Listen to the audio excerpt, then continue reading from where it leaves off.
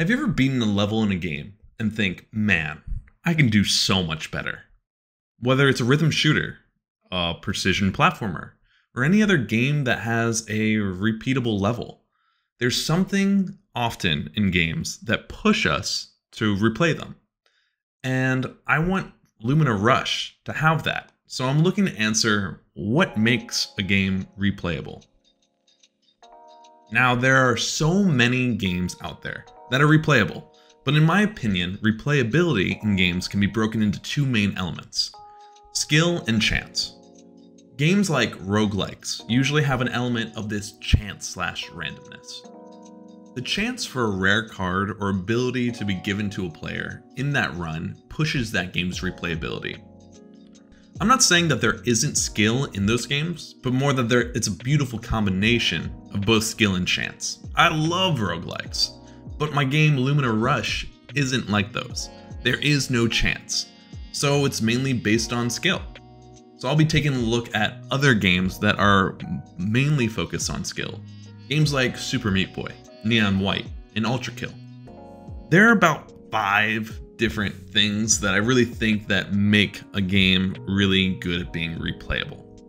The first thing is kind of obvious. The game has to feel good. The mechanics have to feel tight.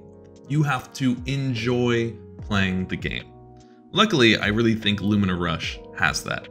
Have some cool mechanics that feel fluid and dynamic and that push you to want to master them.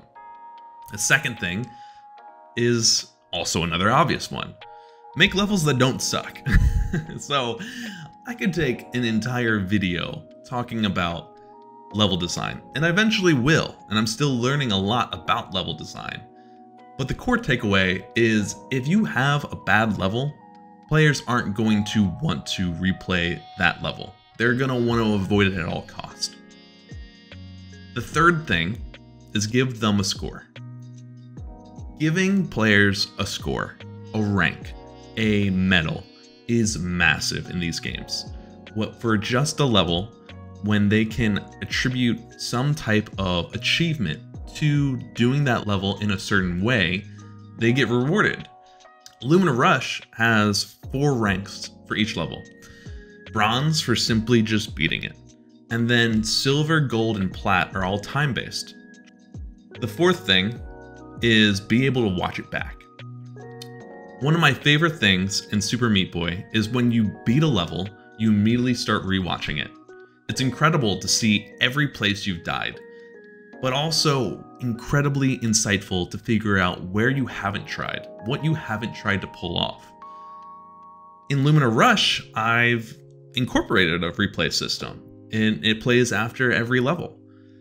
Side note, for developers that want to make a replay system, and anyone that's not technical, you can just tune out for the next 2 minutes. There are usually 2 ways to make a replay system. It's input-based and state-based.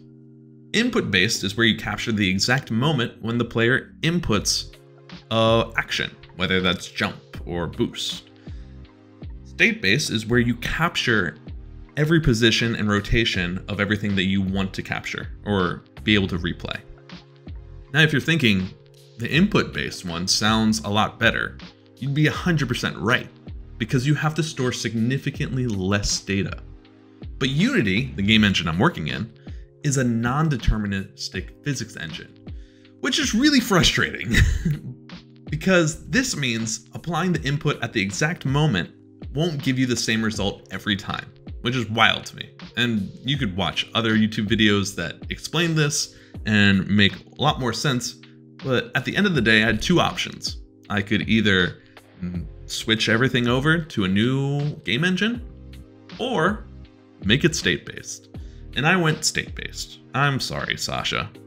This YouTube comment was super helpful in figuring this out. They also talk about tasks, which is really neat. And I'm really sad that I can't have that in my game because I went the non-deterministic route. So for anyone making a really cool platformer, maybe go deterministic if you want to do cool stuff like that.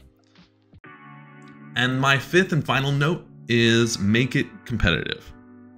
You know what really pushes players more than anything? It's competition. There's 2 ways I made Lumina Rush competitive. The leaderboard. Whether it's proving to your friends you're the better gamer or seeing where you stack worldwide. The leaderboard in Lumina Rush is that extra push that doesn't just say, I'm good at this game, but it says, I'm better than you. That's huge. I get incredibly competitive playing, Monster Train and seeing, hey, where do I stack up against my friends? What are my friends' best runs? And the other element is the ghost. I implemented this ghost mechanic where you race against yourself.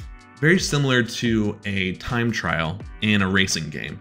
A ghost will appear where you can see if you're ahead or behind your previous time. This really pushes you to figure out, hey, do I have a good time going right now? That real-time adjustment to knowing if you're on a good run or on a bad run is huge. To be able to restart or to go forward is massive, especially for speedrunners.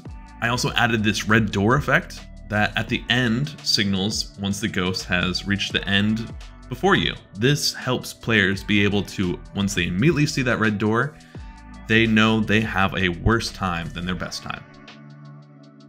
So in conclusion, I've done this to Lumina Rush, which is really cool. So I think the levels in there are really replayable. So hopefully check it out. You can wishlist Lumina Rush on Steam. Check it out. There will be a demo shortly, which I'm really excited about. So keep your eyes on the page if you're interested in playing the game and getting a crack at some of the early levels to really feel it out. And until next time, like and subscribe if you enjoyed the video. I appreciate it.